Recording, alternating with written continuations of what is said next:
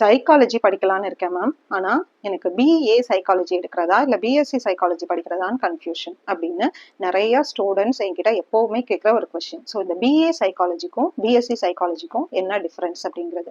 So இப்போ BA psychology பார்த்தீங்கன்னா அது ரொம்ப சோஷியல் அண்ட் கல்ச்சுரல் கான்டெக்ட்ல இருக்கும். பிஎஸ்சி வந்து பார்த்தீங்கன்னா உங்களுக்கு நிறைய சயின்ஸ் பேஸ்டாக இருக்கும். ஸோ இப்போ இதுல இருந்தே நம்ம வந்து என்ன தெரிஞ்சுக்கலாம் அப்படின்னா, நம்ம வந்து ஒரு சோஷியல் சயின்ஸாக நம்ம வந்து இதை படிக்க போகிறோம். நம்ம வந்து ஒரு கவுன்சிலிங்க்கு, ஒரு சோஷியல் ஒர்க்குக்கு, ஸோ ப்ராக்டிக்கலாக நம்ம அப்ளிகேஷன் ஓரியன்டா நம்ம வந்து படிக்க போறோம்னா நம்ம வந்து பிஏ சைக்காலஜி எடுத்துக்கலாம். ஸோ பிஏ எடுத்துக்கிட்டா பிஏ எம்ஏ அதுக்கப்புறம் பிஹெச்டி வரைக்கும் கூட பண்ண முடியும். பட் நம்ம வந்து கிளினிக்கல் சைடு போக போறோம், எக்ஸ்பெரிமெண்டலா படிக்க போறோம், நிறைய அப்நார்மாலிட்டிஸ் பத்தி படிக்கணும், தெரிஞ்சுக்கணும் எனக்கு வந்து அப்படின்னு இருந்தா நம்ம வந்து பிஎஸ்சி சைக்காலஜி எடுத்து நம்ம படிக்கலாம். ஏன்னா பிஎஸ்சி சைக்காலஜில நிறைய அவங்க நேச்சுரல் சயின்ஸாவே தான் அதை படிப்பாங்க. நிறைய பயோ ரிலேட்டட் டேர்ம்ஸ் எல்லாம் அவங்க படிப்பாங்க. ஸோ நியூரோ சைக்காலஜி பத்தி படிப்பாங்க.